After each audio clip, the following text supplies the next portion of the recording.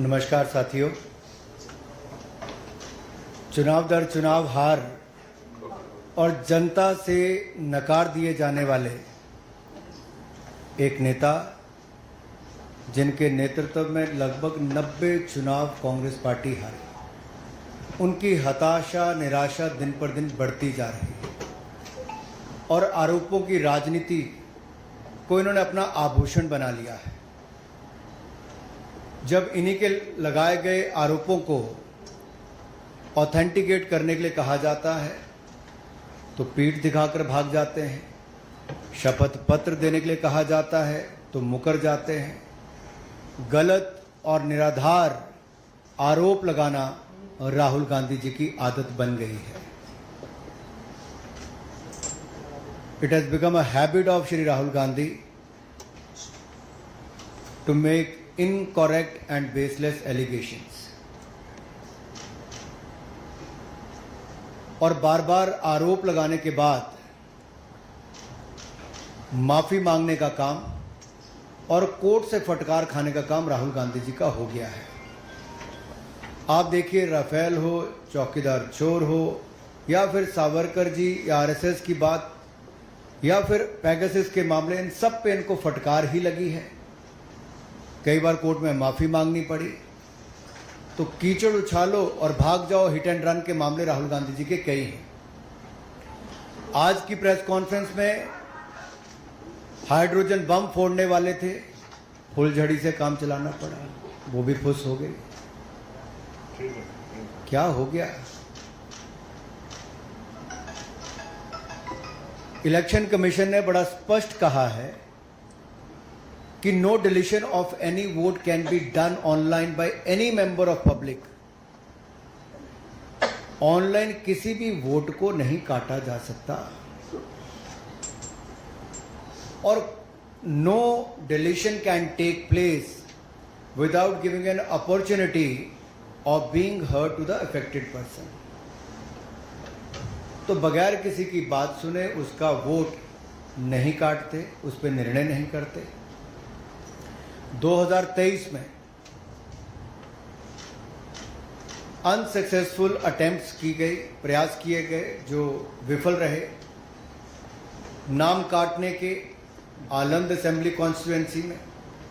और ये election commission ने एफआईआर फाइल करने के लिए ही कहा था इस पर, और मैटर इन्वेस्टिगेट करने के लिए भी इलेक्शन कमीशन ऑफ इंडिया ने ही कहा था। इलेक्शन कमीशन ने मोबाइल नंबर पहले ही उपलब्ध करवा दिए हैं, आईपी एड्रेस अगर दे दिए हैं, अगर मोबाइल नंबर दे दिए, आईपी एड्रेस दे दिए, तो कांग्रेस शासित राज्य की कर्नाटक की सीआईडी ने अब तक क्या किया?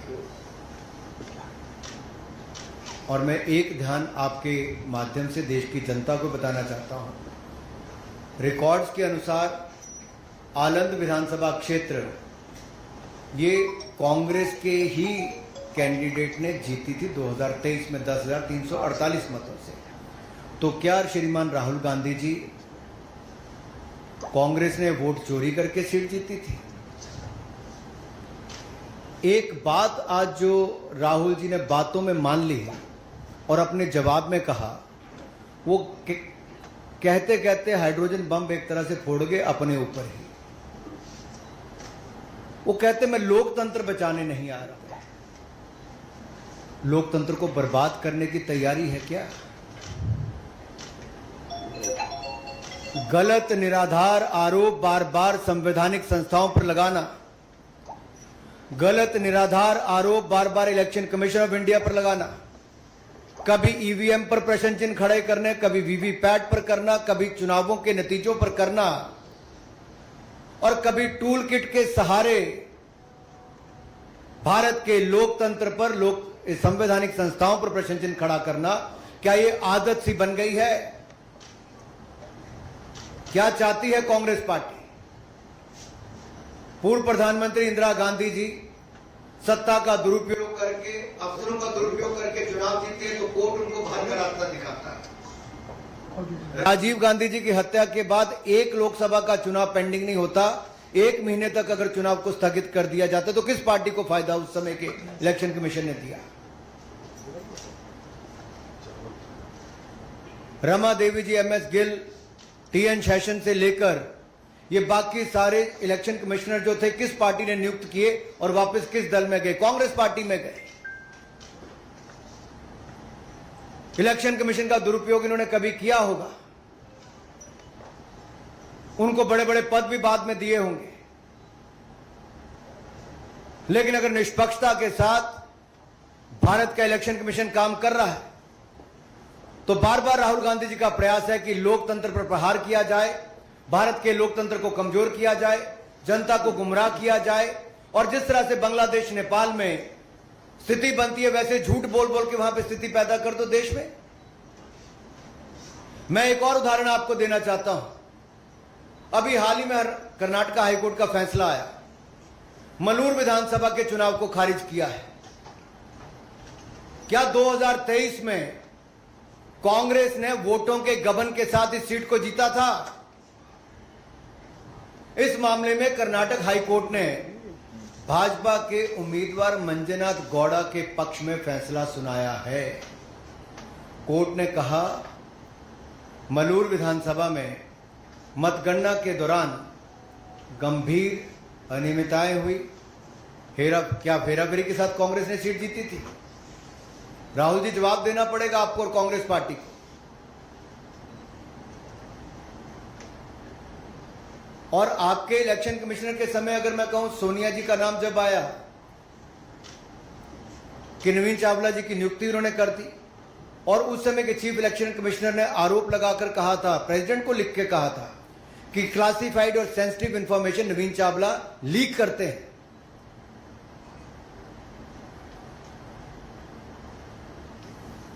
कुछ सवाल आज मैं और पूछना चाहता हूं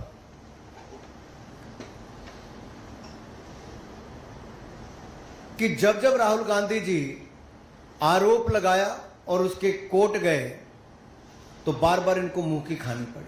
आप सारे उदाहरण उठाकर देख लीजिए, कभी माफी मांगनी पड़ी तो कभी कोर्ट की लताड़ खानी पड़ी। तो क्या इसी डर से राहुल गांधी जी शपथ पत्र नहीं दे रहे हैं? आज मीडिया द्वारा बार बार पूछे जाने के बाद भी शपथ पत्र क्यों नहीं दे रहे? ये आए तो धमाका करने थे, लेकिन ड्रामा करके चले गए। धमाका इनके बस की बात नहीं, ड्रामा करने इनके बस की बात है।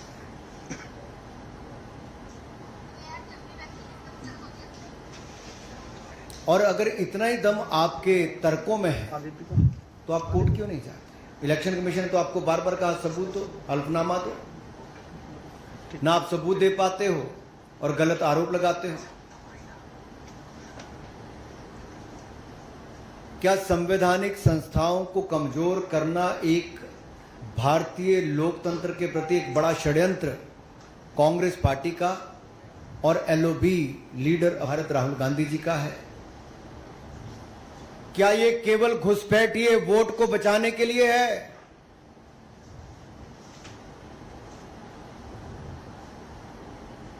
अपने हर तर्क में वो बात करते हैं SC, ST, OBC की, अल्पसंख्यक की, लेकिन उन्हीं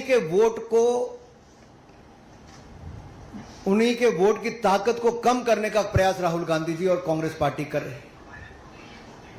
क्या घुसपैठियों के वोट को बचाने के लिए infiltrator first politics is the sole agenda of mister Rahul Gandhi and Congress party? Is Congress trying to protect infiltrators and their voting rights? Rights तो है नहीं, लेकिन अधिकार दिलाना चाहते हैं। राहुल जी के बयानों ने बार बार बताया है कि वो घुसपैठियों के साथ है और देश के SC, ST, OBC अल्पसंख्यकों के वोट को कम करना चाहते हैं।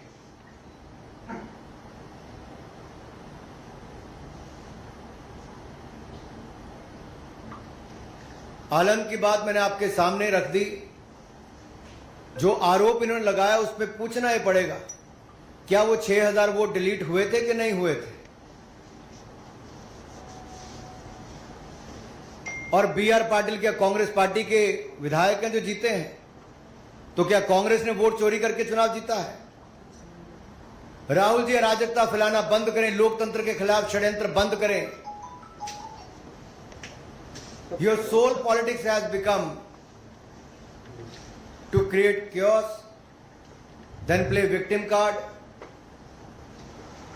and you are always trying to delegitimize democracy.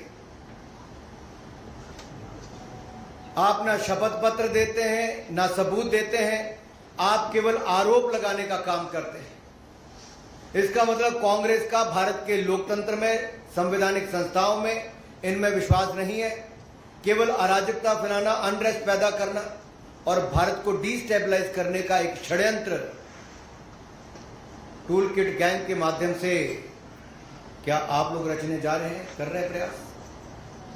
लेकिन आप जितने मर्जी प्रयास करिए, भारत के लोकतंत्र को भारतीय जनता पार्टी मजबूत करने के लिए हर कदम उठाएगी और घुसपैठियों को, जिनको आप वोट दिलाना चाहते हो, उन घुसपैठियों को बेनकाब करने का काम भी हम करेंगे।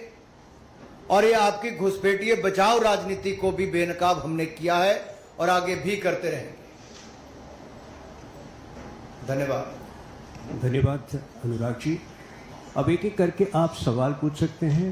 नीरज जी आप पूछिए। अनुराग जी, मेरा सवाल है, क्या आपको लगता है कि बिहार चुनाव की नजदीक और बिहार चुनाव में SIR का प्रयोग किया गया, तो वहाँ वोटों के ध्रुवीकरण के लिए राहुल गांधी इस तरह की प्रेस कॉन्फ्रेंस कर रहे हैं? देखिए, ध्रुवीकरण कांग्रेस का प्रयास लगातार शुरू से रहा है और ये तुष्टीकरण की राजनीति आज कांग्रेस को इस स्थान पे ले आई कि 2014, 2019, 2024 में भी हारे। मुश्किल से नेता प्रतिपक्ष इनके बन पाते हैं, लेकिन जब पद मिला तब LOP ने उसको LOB, लीडर अपोजिंग भारत का पद बना दिया। क्या कांग्रेस और विपक्षी दलों के पास तुष्टीकरण के अलावा कोई और राजनीति नहीं रही? क्या घुसपैठियों को बचाने के अलावा इनके पास कोई मुद्दा बिहार में नहीं रहा? क्या बिहार के विकास को देखकर कांग्रेस की आंखें इतनी बंद हो गई कि आज वो केवल घुसपैठियों के सहारे बिहार के चुनाव में जाना चाहते हैं? क्या कोई और सहारा इनके पास बचा नहीं है? और आज देख लीजिए, जैसे पहले राहुल जी ने माफिया मांगी है, बिहार के चुनाव के बाद भी माफी मांगने वाले हैं। जी ऐश्वर्या जी। अनुराग जी, आपने बात करी कि पिछले दिनों से बांग्लादेश, नेपाल में जो हो रहा है, कांग्रेस पार्टी पहले महसूस कर चुकी है। राहुल गांधी बार-बार उंगली उठाते हैं। You think they're trying to create something like Nepal? देखिए, शायद वो भूल गए कि बाबा साहब अंबेडकर, जिनको कांग्रेस पार्टी ने उस समय भी जिस तरह से जलील करके पार्टी से बाहर निकाला, चुनाव भी हरवाए, बाबा साहब अंबेडकर के दिए संविधान पर प्रश्न चिन्ह कांग्रेस पार्टी ने उठाकर बार बार संशोधन किए, उनको राजनीति से बाहर करने का रास्ता दिखाया। शायद राहुल जी भूल गए, भारत की ताकत वो भारत का लोकतंत्र है जो इसको और मजबूत करता है। भारत के युवा हैं जो जागरूक करते हैं। भारत के युवाओं ने अगर भारत को 3rd लार्जेस्ट स्टार्टअप इकोसिस्टम बनाया है, नरेंद्र मोदी जी के नेतृत्व में अगर भारत दुनिया की 4थी बड़ी अर्थव्यवस्था बना है, और भारत के बढ़ते कदमों को देखकर ब्राइट स्पॉट और इकोनॉमी जो सबसे तेजी से बढ़ रही, दुनिया आज भारत की और एक उम्मीद की तरह देख रही है, तो इनको लगता है कैसे ना कैसे लोकतंत्र को ही कमजोर कर दिया जाए, संवैधानिक संस्थाओं को कमजोर किया जाए। और जो ये सवाल और खुश होते हैं जब किसी देश ने हमारे ऊपर टैरिफ लगाने की बात कही तो कांग्रेस खुश हो रही थी, लेकिन शायद वो भूल गए कि भारत की अपनी एक बड़ी ताकत है। भारत झुकता नहीं, भारत अपनी ताकत के साथ खड़ा रहता है। तो आप चाहे भारत को गिराने का प्रयास करें, लोकतंत्र को शर्मसार करने का प्रयास करें, लोकतंत्र पर प्रहार करें, भारत का लोकतंत्र कमजोर नहीं होगा, चाहे कांग्रेस जितना मर्जी प्रयास कर ले, चाहे घुसपैठियों के दम पे ही क्यों ना कर ले। कांग्रेस ये सवाल उठा रही कि वो वोट चोरी का जो आरोप लगा है उसको लेकर चुनाव आयोग की कार्यवाही उसके निशाने पर, लेकिन चुनाव आयोग होता है बीजेपी उसके बचाव में आ जाती है, बीजेपी के निशाने पर होगा? बिल्कुल भी नहीं। हमने बड़ा स्पष्ट करके कहा कि अगर जनता द्वारा बार बार नकारे जाने पर 90 बार जिनके नेतृत्व में कांग्रेस पार्टी चुनाव हार गई, वो आज भी ये मानने के लिए तैयार नहीं कि जनता ने उनको चुनाव हरवाया है, और उल्टा वो लोकतंत्र और संवैधानिक संस्थाओं पर प्रश्न चिन्ह खड़ा करते हैं, तो इसमें बहुत बड़ी दिक्कत है। उनसे मैं यही कहूंगा राहुल जी के लिए, उम्र भर राहुल जी भूल करते रहे, उम्र भर राहुल जी भूल करते रहे। दोष खुद में था, आयोग पर आरोप पर करते रहे, लगाते रहे। जी आप अनुराग जी, मेरा सवाल एक है सेकंड। आपसे। अनुराग जी, एक तरफ तो राहुल गांधी मतदाता सूचियों की और सारी की सारी जितनी भी चीजें हैं उसकी विसंगतियां उजागर कर रहे हैं, दूसरी तरफ एसआईआर का विरोध कर रहे हैं। आपको नहीं लगता अगर इतनी विसंगतियां हैं तो एसआईआर की जरूरी है? ये तो आपने स्वयं उत्तर ही दे दिया इसमें। तो क्या राहुल जी जब 2 बार चुनाव जीते, 2 जगह से जीते ना, पिछली बार, उससे पिछली बार 1 सीट से हार गए थे, 1 से जीते थे, इस बार 2 सीट से जीत गए। तो जब जीतते हैं तब उनको कुछ नजर नहीं आता है, तब वो ईवीएम भूल जाते हैं, वीवीपैट भूल जाते हैं, वोट चोरी के आरोप भूल जाते हैं, तब जीत उनकी है।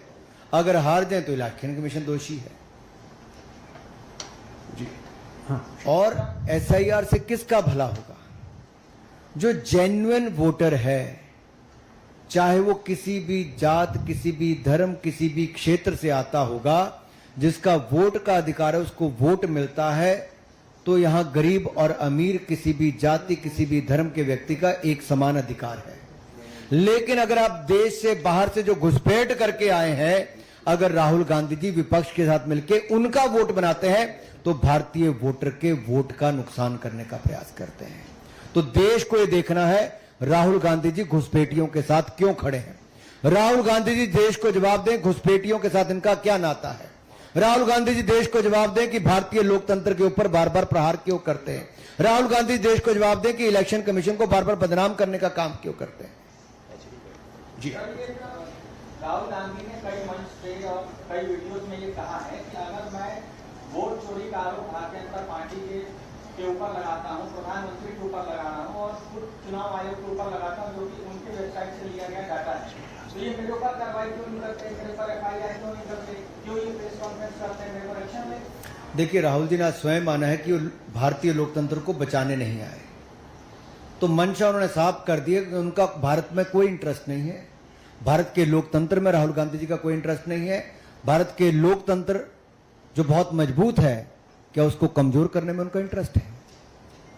जी हाँ, जी अनुराग जी, राहुल गांधी ने अपनी प्रेस कॉन्फ्रेंस में एक व्यक्ति का जो है मोबाइल नंबर दिखाया था। अभी जब जो है हम लोगों ने उनसे उस व्यक्ति से बात की, उसका कहना है कि वो साइबर कैफे चलाता है, मुंबई में चलाता है, उसके साइबर कैफे से किसी भी तरीके का वोटर का रजिस्ट्रेशन नहीं हुआ है और उसका मोबाइल नंबर साझी करके अब उसकी परेशानी बढ़ा दी है। वो चुनाव आयोग में शिकायत करने की बात कर रहा है, चुनाव आयोग और पुलिस पर। देखिए, डेटा जो है पर्सनल डेटा, उसको पब्लिक करने पर कितनी दिक्कतें खड़ी हो सकती हैं आप कल्पना कर सकते हैं। और सोचिए, अगर ये लोग सत्ता में होते तो देश के लोगों का डेटा न जाने किस किस के हाथ में होता। और केवल अपनी झूठी राजनीति को करने के लिए राहुल गांधी जी किसी के लिए भी संकट पैदा कर सकते हैं, किसी पर भी कीचड़ उछाल सकते हैं, किसी पर भी आरोप लगा सकते हैं, चाहे उसके बाद कुछ भी हो, अंत में माफी तो राहुल जी को ही मांगनी है। प्रज्ञा जी। सर, राहुल गांधी ने प्रेस कॉन्फ्रेंस में सवाल उठाया है गणेश कुमार जी का। उन्होंने कहा सीआईडी ने बनाकर सीआईडी ने 18 डॉक्टर भेजे उनको, उनको ये जानना था कि आईपी एड्रेस क्या थे जिन्होंने जिस तरह से एप्लीकेशन आईपी कट करने का और एडिशन करने का बोला। तो 18 बार उसने जवाब नहीं दिया। एक सवाल ये, और दूसरा कि अगर आपको लगता है कि डेमोक्रेसी वीकन करने की ये साजिश है पूरी कांग्रेस और अपनी पार्टी की, why not take action against him? क्योंकि considering the fact that this is the first, he is very persistent in doing that. This is not the first time he has done that, and he also has every intention of continuing it. Do you think that there should be a point where you will take action against him, or because it's a serious charge that you are levying against him also? देखिए, कुछ लोगों को झूठ बोलने की आदत पड़ जाती है, कुछ लोग ढीठ हो जाते हैं, कुछ लोग माफ़ी मांगने पे भी एक बार सोचता है माफ़ी मांगी फिर मांग लेंगे, इनकी आदत बन गई है। और देश ने इनका असली चेहरा देख लिया है कि ये केवल ड्रामा करने आते हैं, धमाका करने नहीं। ये केवल आरोप लगाने आते हैं, शपथ पत्र देने नहीं। ये लोकतंत्र को बचाने नहीं आते, बर्बाद करने आते हैं। ये केवल अपना टाइम पास करने आते हैं, बाकी टाइम तो कहीं और भी जगह बजा के बिता लेते हैं। एक आखिरी प्रश्न है कमलेश जी। अनुराग जी, पहले राहुल गांधी ने आरोप लगाया था वोट एडिशन का, अब वोट डिवीजन का आरोप लगा है। तो खाली होता है कि इस तरह इंक्वायरी सेटअप हो जाती है, तो पानी का पानी बना लोगों को मतलब हम नहीं होता। मैं आपसे पूछता हूँ, अगर 2023 में अटेम्प्ट हुआ वोटर डिलीशन का और उस पे इलेक्शन कमीशन ने ही मोबाइल नंबर और आईपी एड्रेस, जो प्रज्ञा जी का भी सवाल था कि मोबाइल नंबर और आईपी एड्रेस अगर इलेक्शन कमीशन ने पहले उपलब्ध करवा दिए तो कर्नाटक की सीआईडी को क्या उसकी जांच करनी चाहिए? अगर ऐसा है तो किसकी जिम्मेदारी है? और नहीं हुई तो क्यों नहीं हो पाई? अगर ये सारे बात तो इलेक्शन कमीशन इसका जवाब देगा। मैं तो केवल आपके लिए इसलिए कह रहा हूं कि आखिरकार इलेक्शन कमीशन ने अपना काम कर दिया, और अगर इलेक्शन कमीशन ने कहा कि ऑनलाइन किसी का वोट नहीं कट सकता और बगैर किसी को पर्याप्त समय दिए और उसकी बात सुने बिना उसका वोट नहीं कट सकता, तो फिर राहुल जी जो आरोप लगा रहे हैं वो निराधार है। इसीलिए वो शपथ पत्र एफिडेविट देने से घबरा रहे हैं। इसीलिए राहुल गांधी जी बार बार आते हैं, कई बार धमाका करने की बात करते हैं, ब्लैक एंड व्हाइट करने की बात करते हैं, लेकिन सब ब्लैक ही करके चले जाते हैं। ऐसे ही तमाम बड़ी खबरों से जुड़े रहने के लिए हमारे YouTube channel TSW news Hindi को सब्सक्राइब करें। वीडियो को लाइक, कमेंट, शेयर करना बिल्कुल ना भूलें।